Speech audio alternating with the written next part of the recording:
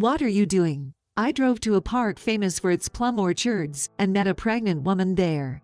Incredibly, she was rummaging through the trash. Her clothes were tattered, and she looked like she hadn't bathed in days. But no doubt about it, she was my son's wife, Emma. Emma, what happened to you? As soon as I spoke to her, she shook her head, denying she knew me, and tried to flee.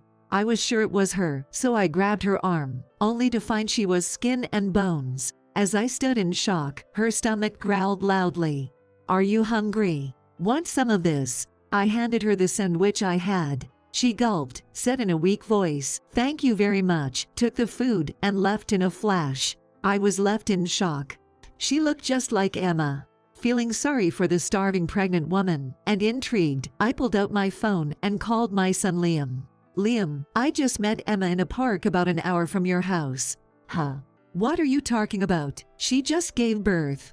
Just moments ago, he joyfully told me about his newborn son who looks just like him, and firmly stated it wasn't his wife. But wasn't her due date a month away? It's not uncommon for babies to be born early. Even for her first, something didn't sit right with me, and I pressed on.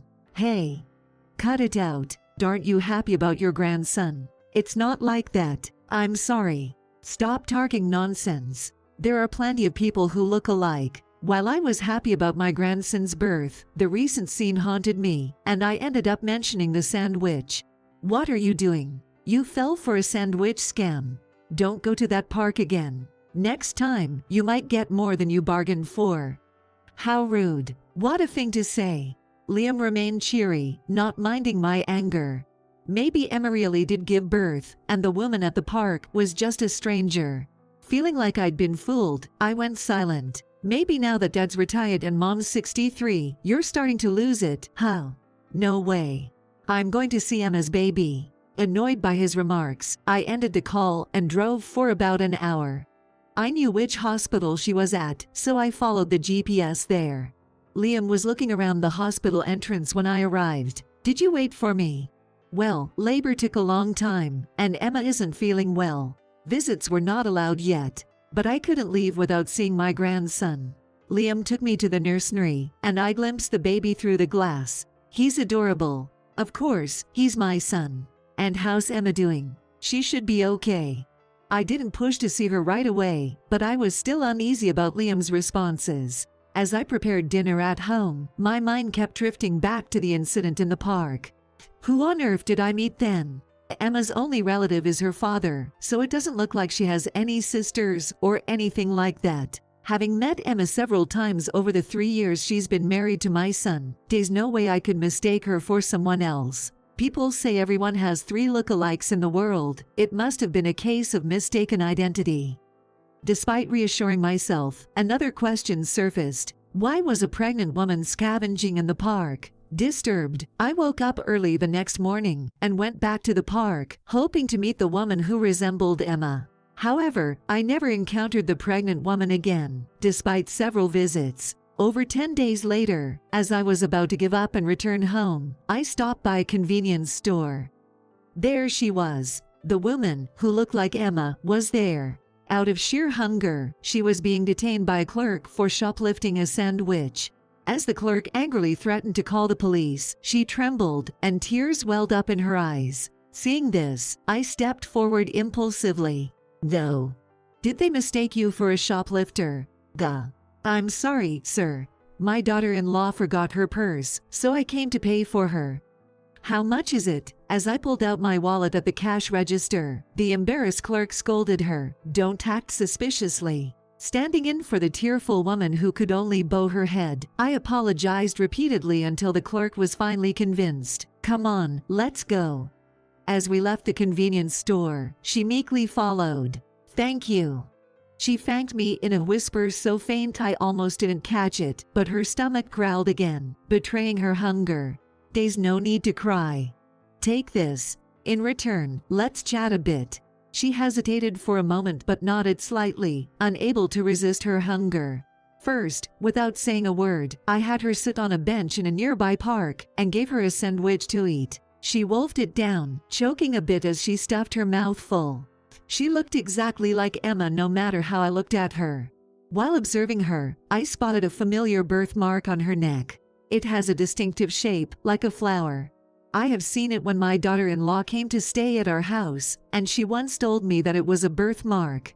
Same location, same mark, same shape. This can't be a coincidence. However, I didn't want to frighten her into running away again. I held back my urge to rush things, careful not to upset her. "You seem to be pregnant. Are you near your due date?" While brushing rice crumbs from her face, she nodded, and I asked why she was living this way. She began to speak hesitantly, revealing that she had been living in the mountains and took several days to reach the park. As I listened with a gentle smile, gradually, she began to open up. From there, I sympathized with her and said to her, "I see. That was tough." Then, with tears in her eyes, she shared more about her dire situation. What a relief to have found her. But what a horrifying truth is hidden here. The more I heard about it, the more sorry I was, and the more shocked I was because of the horrifying facts that were hidden there. "I can't leave you like this. Please come home with me." Wary, she looked uncertain and covered her mouth as if she'd spoken too much and started shaking. "I'll make sure you and your baby are safe." Looking her straight in the eyes and squeezing her hand conveyed my sincerity, and she finally agreed. When I brought her home, my husband was shocked. After explaining the situation, he understood and said, "We need to help her somehow." And then, he made a call to a certain place. From my husband, I gathered shocking information. A few days later, thinking my daughter-in-law, Emma, must have been discharged with the baby by now, I dialed my son's number. "I'm coming over with a gift for the baby, Liam." "Welcome." "She's actually gone back to her hometown right now." "Why?" "Emma has no place to go back to, right?" My son suddenly spoke in a rushed tone. "What are you talking about? Mom, you must have lost your mind. Seriously, don't give me a blur or something. Was I mistaken?" I said this as I opened the front door. Seeing me suddenly at his door, Liam was momentarily stunned.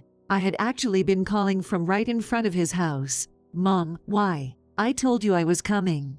Leaving your door unlocked is careless." "I'm coming in." As I entered, I found Liam and an unfamiliar woman inside. "And who might this be?" "Don't just barge in. There's a lot going on.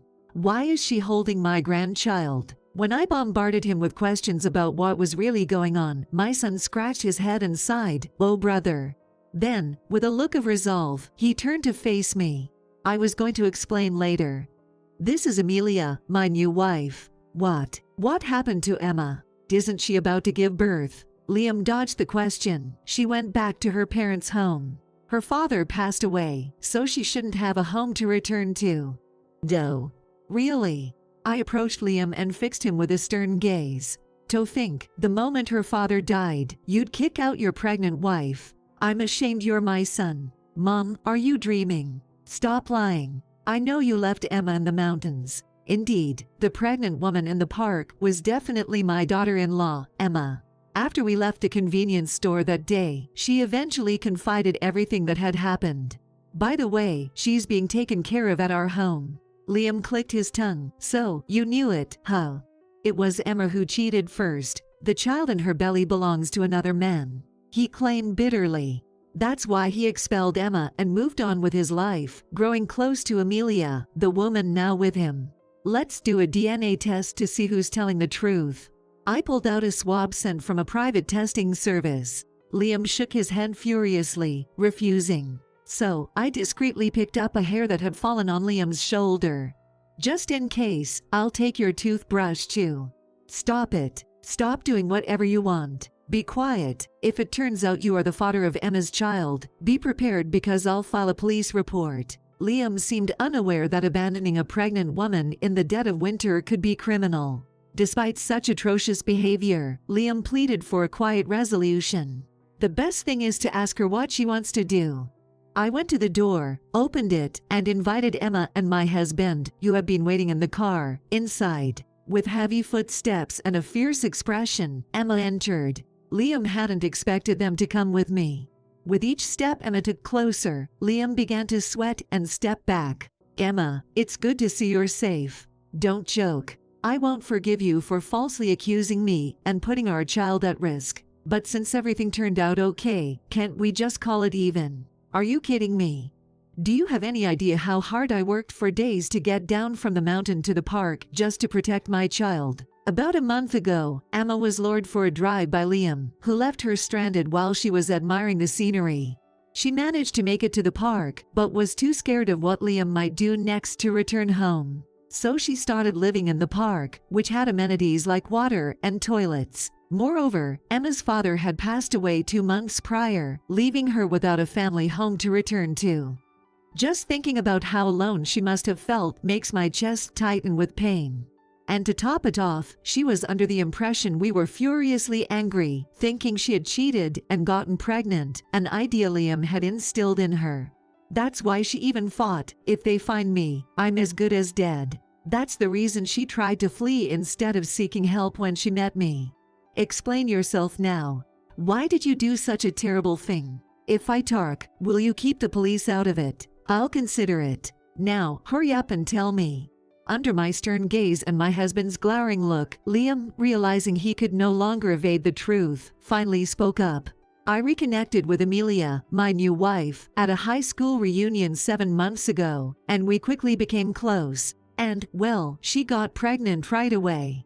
It must be fate. That doesn't justify abandoning Emma. Amelia is the same age as me, but Emma is 3 years older. Plus, Amelia's father owns a big company, and eventually, I'll take over.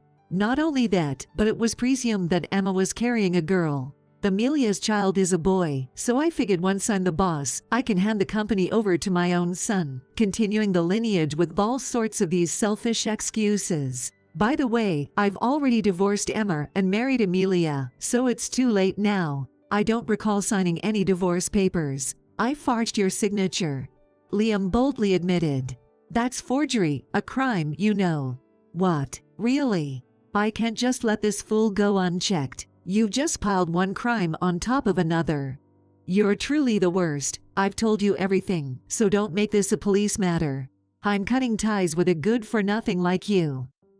Don't ever contact us again. Even as I said this, Liam didn't flinch but coolly replied, do as you please. Moreover, he seemed not to see his own father, who remained silent behind Emma the whole time, looking horrified and glaring at him. For Liam, money and status must be all that matters right now. We were utterly dismayed by his lack of remorse, but I decided to drop one last piece of news. Did you know Amelia's father's company is about to go bankrupt? Is that okay with you? What? My father was a business partner of the company he worked for before he retired. I got this information from one of my former employees. No, wait. Sorry you had to find out this way, but rebuilding a debt-ridden company is not a joke. As Liam protested that it couldn't be true, my husband said, I heard it from a trustworthy source, so it's definitely true.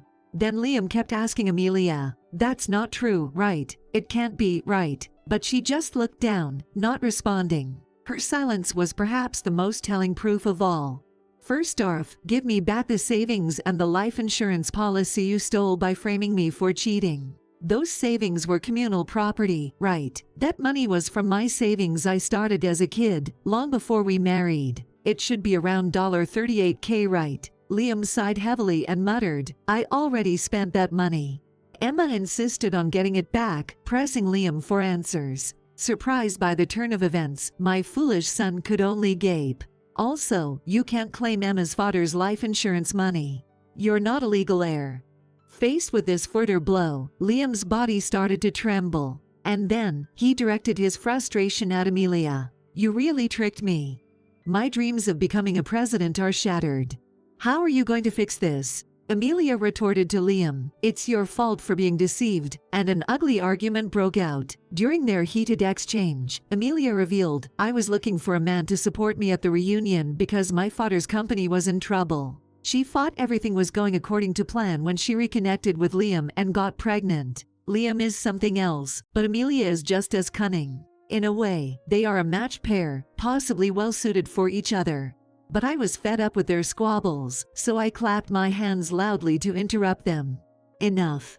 Hey Amelia, was your baby premature? No, it was born right on the due date. I wasn't asking you. Generally, babies aren't born so early. It takes about 10 months. Liam, puzzled, pulled out his smartphone to check the facts. After realizing something, he glared at Amelia. "You didn't lie, did you? Who's the father of the child?" Amelia bit her lip and kept silent. "It looks like DNA testing is needed for Liam and Amelia. I handed the swab from the testing service to my son." As he approached a baby with the swab, Amelia quickly moved the child away from Liam. Liam's face fell into despair. "You've got to be kidding. To see is to believe. I think you don't even need to do the tests. Liam and Amelia, you should pay Emma $20K each for the affair." At my words, Liam's face looked as if he'd been shot. "Huh?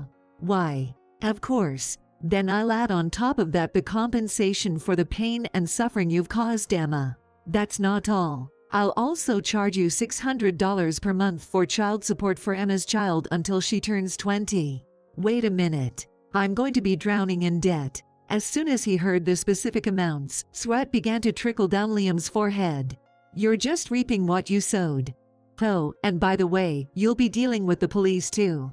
"Wait, didn't you say you wouldn't call the police if I told you everything? I decided to report you after all." "Sorry, not sorry." Desperate to avoid arrest, Liam knelt down and begged me. "Mom, please forgive me. You're apologizing to the wrong person. Emma, I'm terribly sorry. Please, forgive me." Liam quickly turned around and bowed his head to the floor, but Emma was not about to accept his flimsy apology. And all the while, my husband, with a fierce look, kept his gaze fixed on Liam. Then Liam made an unexpected remark. "Dad, come on, you're a man too. You've had your fair share of affairs, right?" My husband leaned in close, furrowed his brow, and said sternly, "I have not. Don't compare me to scum like you." Realizing no one was on his side, Liam slumped to the floor, defeated. "Please, help me. The harm you've done to Emma and her inborn child is a grave offense. I'll change, I promise." "I'm not listening." "Oh, look, the red lights are flashing. Thanks for calling at just the right time." Liam, believing I hadn't yet called the police, was shocked beyond belief. As Amelia tried to flee in that moment of distraction, my husband quickly caught her.